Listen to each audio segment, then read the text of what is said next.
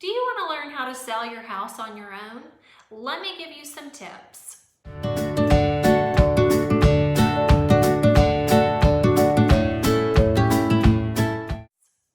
Welcome to my channel. My name is Heather Hancock and I am a real estate agent in the DFW area. But there are many times when an owner feels like they need to sell their home without a real estate agent. And it certainly is possible. I'm not going to tell you that it isn't. So here are some steps involved with selling your house as a FSBO, a for sale by owner, to help you get started. Number one, coming up with your asking price. This is by far the most challenging thing for a for sale by owner. You need to figure out what your house is worth based on the current market values. If you say the guy down the street sold his house last year for $350,000, a lot has changed in the last year. The DFW market has changed. A year ago in Roanoke, for example, homes stayed on the market for an average of 52 days. Now it's 27 days. So things change. You need to make sure you come up with a realistic asking price. Number two, your house has to look great online. You cannot take pictures with your cell phone and expect it to look fabulous on Zillow and Realtor.com and all the other websites. You're going to have to spend some money on a professional photographer if you really want the photos to look great online. Number three, you're probably going to want to take a video as well. Buyers love video.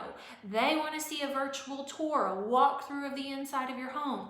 If you just take a picture of the kitchen, that's great, but it doesn't show the buyers the layout of the house. Where is the living room in relation to the kitchen? Is the master bedroom located off the living room? They want to see the entire floor plan. So you're going to want to consider having a video made as well. We get lots of buyers moving to the Metroplex from out of state, so they're doing all of their research online because they're not here physically to see the house. So give them as much as you possibly can to make them feel like they really understand what the house looks like. Number four, you're going to want to have some disclosures. As a real estate agent that is a member of Metro Texas Association of Realtors, we have a form which is called the Seller's Disclosure Notice, and it's 6 pages of, this is everything I can tell you about my house, the good, the bad, and the ugly. This is how old the roof is. This is how old the AC is. Are you in a mud district? Have you ever had a leak? Have you ever had flooding? All of these sorts of things you want to disclose to the buyers up front because you don't want to not disclose any flaws with the house. So, for example, you know that every time it rains, the window in your bedroom leaks because the sill around the window is damaged and you failed to disclose that. So, when the buyers move in and the first time there is a heavy rain and it starts leaking and the guy comes to fix it and he says, look, this has been going on for quite some time, you're going to find yourself in a lawsuit most likely. So you do not want to fail to disclose any material defects with the house that will later come back to haunt you. Number five, you're going to have to figure out how to market your house. You can list your home on Zillow for sale by owner. You can also put advertising in the newspaper. You can run Facebook ads. You can run ads on LinkedIn. You can advertise however you want. If you want to mail postcards to first-time buyers in the area, you can mail postcards to 500 houses within a certain area of your home. There are lots of things you can do to advertise. This is August 2019, and we've shifted from the seller's market to a more normalized market.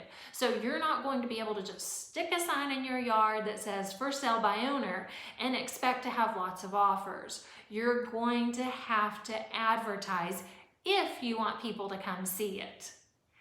Let me tell you the downside of a for sale by owner.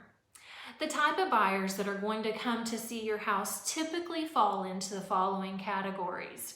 They are either investors, they are looking to buy your house for pennies on the dollar. They want a great deal. They're either going to buy it, fix it up, and flip it, or they're going to make it a rental property.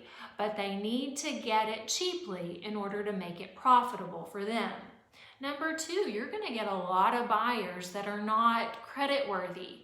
They aren't able to get a loan. So they're going to say, hey, if I can buy the house from you, would you like to finance it for me and I'll make my monthly payments to you?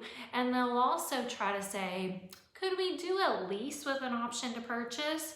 I'm gonna rent the house from you and I'll pay my monthly rent to you, and then after a year or two, or when I can fix my credit score, then I can get a loan and buy your house. Well, this doesn't help you if you need to sell your house in order to buy your next house, because you need the down payment from the sale of this house to buy the next house. But you're going to run into that a lot. You'll get people asking you to do a lease with an option to purchase. You're also going to have to be available for all of the showings. So let's say they want to come see the house at 1 p.m. and you're at work. You're going to have to figure out, do I leave work and go show the house? Or do I see if they can come in the evening? And now they don't want to come see the house because it doesn't fit with their schedule and they're not available at that time. So it can be challenging to coordinate showings. You'll have to be available and present for all of the showings as well. So now I've told you how to sell your home by owner.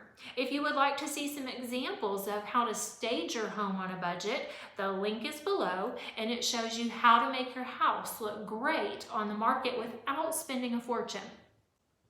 So if you liked this video, please be sure to subscribe, and I'll see you next time.